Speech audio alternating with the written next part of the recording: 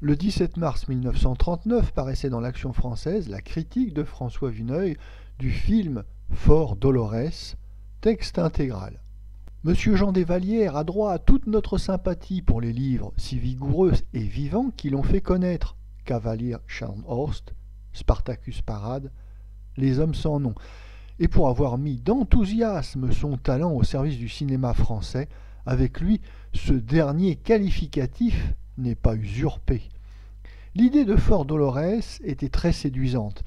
Elle est certainement venue à M. Jean Desvallières après le succès de son dernier film, Les filles du Rhône, tourné en pleine Camargue. Il y a là une bande de terre à peine marquée par la civilisation, chargée d'une poésie qui n'est qu'à elle peuplée d'un bétail à demi sauvage. En y ajoutant les pelotons de gardiens qui subsistent encore, n'y trouve-t-on pas le cadre d'un cinéma français de grand air et de mœurs violentes, analogue aux westerns américains, nous délivrant de l'atmosphère confinée des studios. On aurait vivement souhaité que M. Desvallières réalisât toutes ses ambitions. S'il n'y est pas entièrement parvenu, son projet en est un peu la cause. Faisant un trait à sa chère Camargue, il l'a baptisée Pampa. Les gardiens deviennent gauchos et les spectateurs sont priés de considérer les alentours du Vaccarès pour un paysage des tréfonds de l'Amérique du Sud. Cette invitation n'a qu'un médiocre effet. Quelle que soit l'originalité de la Camargue, nous n'arrivons pas à nous y sentir dépaysés. D'autant que l'on nous a prévenus, et à chaque mètre, nous reconnaissons un arbre, une bête, une bâtisse, un ciel qui sont trop de chez nous pour ne pas détruire toute possibilité d'illusion. Les héros du film sont assez dans le même cas. Monsieur Maurice Rémy fait un Allemand plausible, mais autour de lui, tous ces Espagnols, Italiens, Mexicains ont d'excellentes têtes de Français. C'est un assez bizarre paradoxe. Notre cinéma est encombré de sans-patrie, parasites. Mais quand des étrangers lui seraient utiles, il ne les trouve pas. Quant au scénario, M. Desvallières ne l'a pas tiré d'un de ses livres, mais écrit directement pour l'écran. Une dizaine d'hommes ont réalisé un des vieux rêves des civilisés, vivre loin de l'argent, de l'amour, des villes, d'une existence très simple, de mal libéré. Ils ont trouvé cet idéal dans un ranch au cœur de la pampa la plus déserte. Tous ces hommes ont eu un passé lourd de déboires, de déchéances, dont les femmes furent les grandes responsables. Le code qu'ils se sont donné impose, avant tout, de n'avoir jamais d'autre compagne que les filles de quelques bouges à une journée de cheval de là. Leur unique voisin est un vieillard barricadé dans une espèce de fortin entouré de fossés, de barbelés, gardé par des chiens féroces. Mais du fort s'échappe parfois la voix d'une jeune femme qui chante, on aperçoit son écharpe, la lumière de sa chambre. Tous nos gauchos misogynes deviennent amoureux de l'invisible qui se nomme, croit-il, Dolorès. Ils se dissimulent l'un à l'autre leurs sentiments jusqu'au jour où ils s'aperçoivent que leur chef, le plus blasé et le plus sévère d'entre eux, passe chacune de ces nuits au fort Dolorès. Ils se ruent vers le fort, ils n'y trouvent que quelques robes fanées. La femme qui y habita est morte depuis 13 ans. C'était celle du chef, qui n'a pu s'arracher aux vestiges de sa présence. Mais le lendemain, de nouveaux habitants entrent au fort Dolorès. Parmi eux, une silhouette de jeune fille.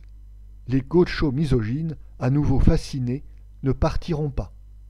Cette histoire est un peu naïve. Surtout, elle me paraît mal convenir aux lois du genre que M. Desvallières a voulu aborder. À des spectacles où doivent dominer la vie physique, la nature, il faut d'autres supports qu'une fiction sentimentale. Le film fait une chute lorsqu'on apprend que Dolorès n'existe pas. En pareille occurrence, on n'a encore jamais rien imaginé qui valût l'antique histoire du gendarme et du voleur, ou du justicier et du coquin. Cependant, les faiblesses du scénario de M. Desvallières seraient moins sensibles s'il avait été mieux défendu par l'écran.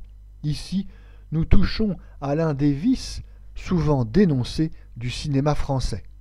M. Desvallières aime indiscutablement le cinéma. Il y apporte des dons précieux d'imagination. Ces dons trouveraient le plus brillant emploi dans une organisation solide.